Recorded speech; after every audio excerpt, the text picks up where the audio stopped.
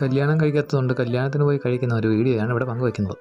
തലേ ദിവസവും കല്യാണ ദിവസവും പോയി മൂക്ക് മുട്ട തിന്നുക. നമ്മുടെ ഒരു സ്റ്റുഡൻറ്റ് ഷിൻസിയുടെ കല്യാണമായിരുന്നു. അപ്പോൾ കല്യാണത്തിൽ നിന്ന് തന്നെ ചെന്ന് കൊച്ചിനെ കണ്ട് അവിടെ കുറച്ച് കോപ്പറി കാണിക്കുന്നതൊക്കെ കണ്ട ശേഷം നേരെ നമ്മൾ ഫുഡിൻ്റെ സെക്ഷനിലോട്ട് പോയി.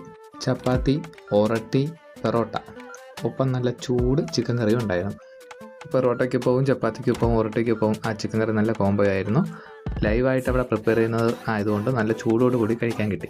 കഴിച്ച് കൈയും കഴുകി യാത്ര പറഞ്ഞ് പോയി. പിറ്റേ ദിവസം നേരെ കല്യാണ ഓഡിറ്റോറിയത്തിലെത്തുകയും ആദ്യമേ തന്നെ ഒന്നും തള്ളും കൂടി അകത്ത് കയറി ഒരു സീറ്റ് പിടിച്ച് നല്ല ചൂട് ബീഫ് ബിരിയാണി മുമ്പേ പ്ലേറ്റിലോട്ട് തട്ടിയിട്ട് തന്നു. ഞാൻ സലാഡ് കുത്തിപ്പൊട്ടിച്ചെടുക്കുന്ന സമയം നോക്കി കൂടെ ഉണ്ടായിരുന്ന പയ്യന്മാരെല്ലാം ചിക്കൻ ഫ്രൈ അങ്ങ് കാര്യമാക്കി.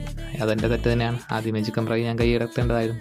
പപ്പടവും അച്ചാറും ഒക്കെ എടുത്ത് വെച്ച ശേഷം ആ ചൂട് ബിരിയാണിയിൽ അതിൽ നിന്നൊരു ബീഫ് കഷ്ണവും പിച്ചെടുത്ത് വെച്ച് ഞവടിപ്പൊഴിച്ച് കഴിക്കുമ്പോൾ എത്രയോ നാൾക്ക് ശേഷമാണ് ലാവിഷായിട്ട് ഇതിനൊക്കെ കഴിക്കാനിരിക്കുന്നത്. രണ്ടാമത്തെ തവണയും ബിരിയാണി വാങ്ങി കഴിച്ചുകൊണ്ടിരുന്നപ്പോഴത്തേക്കും ചിക്കൻ ഫ്രൈ കൊണ്ടുവന്നു. മൽപ്പിടുത്തത്തിനൊടുവിൽ 3 കഷ്ണം ചിക്കൻ ഫ്രൈ എനിക്കും കിട്ടി. അതിലൊന്ന് കഴുത്തായിരുന്നു. എവിടെ ചെന്നാലും എനിക്ക് കിട്ടുന്നതിൽ ഒരു കഷ്ണം കഴുത്തായിരിക്കും. ചിക്കൻ ഫ്രൈയും കൂട്ടി ബിരിയാണി കഴിച്ചപ്പോൾ നല്ല ടേസ്റ്റ് ഉണ്ടായിരുന്നു. അങ്ങനെ 3ാമത്തെ തവണയും ഞാൻ ബിരിയാണി വാങ്ങി. എല്ലാവരും നല്ല സന്തോഷത്തോടു കൂടി ഭക്ഷണം കഴിക്കുകയായിരുന്നു. എല്ലാം ഞാൻ പഠിപ്പിച്ച പയ്യന്മാരാണ്. കുറേ നാൾക്ക് ശേഷം ഒരു റീയൂണിയൻ പോലെയായിരുന്നു നമ്മുടെ ആ ഒരു കൂടിച്ചേരൽ. നല്ല ആസ്വദിച്ചുള്ള ബിരിയാണി കഴിപ്പിനിടയിൽ എൻ്റെ ബിരിയാണി തീർന്നപ്പോൾ 4ാമത്തെ തവണയും ഞാൻ ബിരിയാണി വാങ്ങി.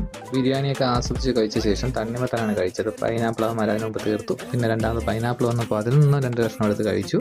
കയ്യൊക്കെ കഴുകി വന്നപ്പോൾ ഒരുത്തി അവിടെ ഐസ്ക്രീം കഴിച്ചുകൊണ്ടിരിക്കുന്നുണ്ടോ. എന്തോ വാശിയുള്ളത് പോലെയാണ് അവളുടെ ഐസ്ക്രീം കിട്ടി കണ്ടപ്പോൾ തോന്നിയത്. എന്നാൽ പിന്നെ ഒരു ഐസ്ക്രീം എനിക്ക് ഇരിക്കട്ടെ എന്ന് വിചാരിച്ചു. ഞാനും അടുത്ത ഒരു സ്കൂപ്പ് ഐസ്ക്രീം. അകത്ത് നിക്കാഹിൻ്റെയൊക്കെ തിരക്കുകൾ നടക്കുന്നു. അതിനിടയ്ക്ക് ഒരു ജ്യൂസ് കൂടി കുടിച്ച് പെൺകുട്ടിയെ കണ്ട് വിഷം ചെയ്ത് ടാറ്റയും പറഞ്ഞ് ഞാൻ ഇറങ്ങി.